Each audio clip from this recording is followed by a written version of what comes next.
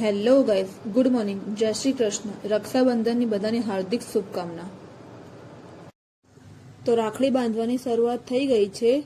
નાની બહેનને મોટી બહેન રાખડી બાંધી રહી છે. આ માયરાની પહેલી રક્ષાબંધન છે. હેપી રક્ષાબંધન માયરા.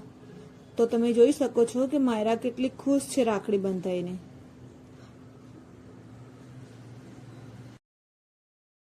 માયરા તો એની મોટી દીદી માટે પપ્પેટવાળી રાખડી લાવી છે. વાહ ભાઈ વાહ. તો બચ્ચા પાર્ટી એકબીજાને રાખડી બાંધી દીધી છે. હવે મોટાનો વારો છે. હવે ચક્કુબેન અમને રાખડી બાંધશે. ચક્કુબેન એમના નાના ભાઈને રાખડી બાંધી રહ્યા છે અને બંને બાળકો નિહાળી રહ્યા છે. માયરાને પણ એના મામુને રાખડી બાંધ્યું હોય એવું લાગે છે.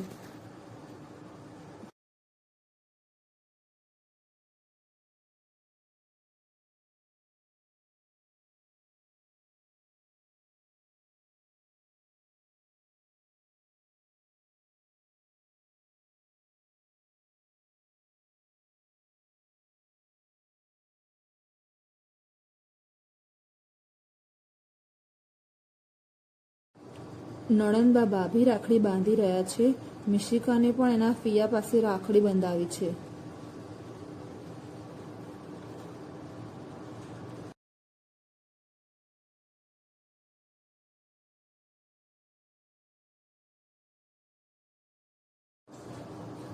હવે આપણે એમને રક્ષાબંધનની ગિફ્ટ આપી દઈએ.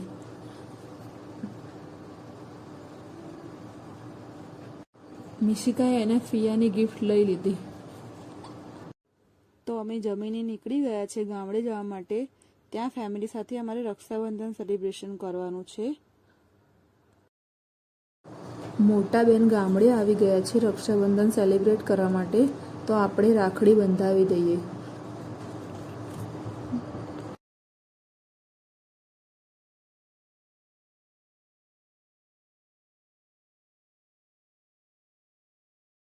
હવે મિશિકા એના મોટા ભાઈને રાખડી બાંધશે. પહેલો વારો ભોલીભાઈનો છે. મિશિકા એને તિલક કરશે હવે અને પછી એને રાખડી બાંધશે. બંને જણા રક્ષાબંધન સેલિબ્રેશન કરવા માટે કેટલા ખુશ છે.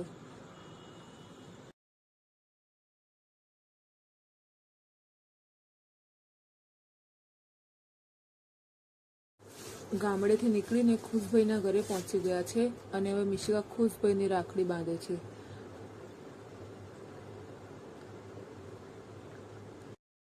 સાંજ પડી ગઈ છે અને હવે અહીંયાથી ચા નાસ્તો કરીને અમે જેનુભાઈને રાખડી બાંધવા દઈશું.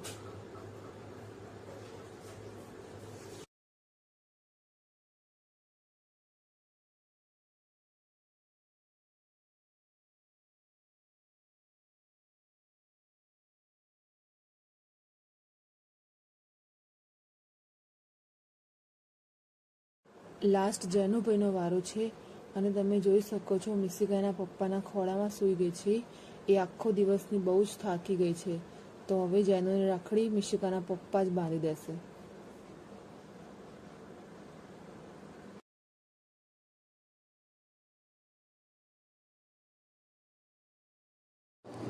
તો સાંજે અમે ફેમિલી સાથે ડિનર કરવા જઈ રહ્યા છીએ.